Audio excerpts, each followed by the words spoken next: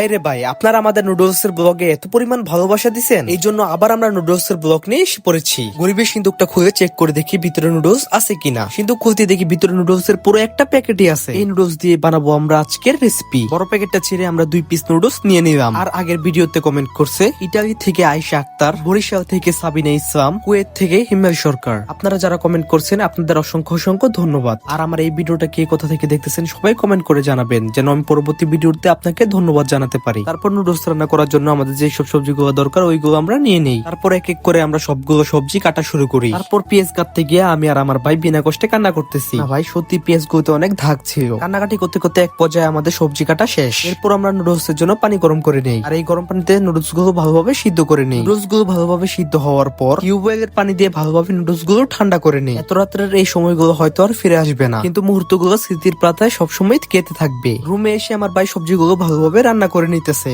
তারপর আমরা সবজিতে ডিম দিয়ে দিতেছি। আমরা দুইজন মানুষ, তাই আমরা দুইজনে 2টা ডিম দিতেছি। আর নুডলস যত ডিম দিবেন ততই মজা। তারপর সবজিগুলো ভালোভাবে রান্না করার পর নুডলস গুলো সবজির উপর দিয়ে দেয়। আর ভাই এদিকে নুডলস গুলো ভালোভাবে মিশিয়ে নিতেছে। মিশানোর পর নুডলস গুলোর উপরে কিছু সালাদ দিয়ে দেয়। অবশেষে নুডলস এর ফাইনাল লুকটা ঠিক এমন আসে। দেখতে ভালো হবে না, খাইয়াও দেখতে হবে মজা হয়েছে কিনা। ভাইয়ার মুখে এক্সপ্রেশন দেখে মনে হইতেছে নুডলসটা অনেক মজা হয়েছে। এখন আমার পালা, আমি একটু ট্রাই করে দেখি কেমন হয়েছে। না গাইস, অনেক মজা হয়েছে। তো আপনারাও বাসায় এইভাবে ট্রাই করতে পারেন। গাইস, আজকের ভিডিও এই পর্যন্তই। সবাই ভালো থাকবেন, সুস্থ থাকবেন। আল্লাহ হাফেজ।